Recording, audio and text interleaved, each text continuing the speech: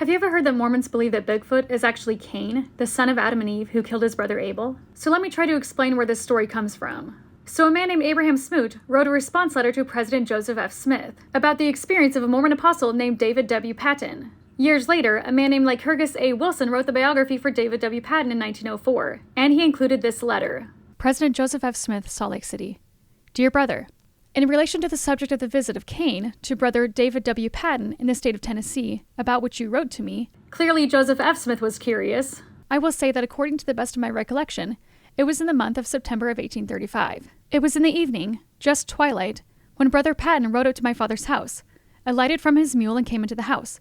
The family immediately observed that his countenance was quite changed. My mother, having first noticed his changed appearance, said, Brother Patten, are you sick?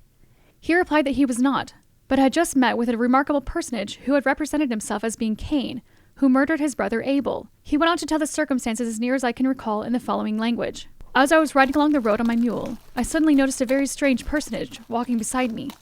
He walked along beside me for about 2 miles. His head was about even with my shoulders as I sat in the saddle. He wore no clothing, but was covered with hair. His skin was very dark.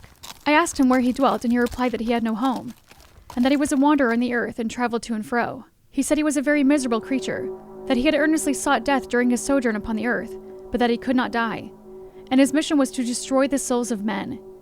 About the time he expressed himself thus, I rebuked him in the name of the Lord Jesus Christ, and by virtue of the holy priesthood, and commanded him to go hence. In Mormonism, when you rebuke evil, you raise your right arm to the square. And he immediately departed out of my sight. Additionally, Spencer W. Kimball retold this story in his infamous book called Miracle of Forgiveness.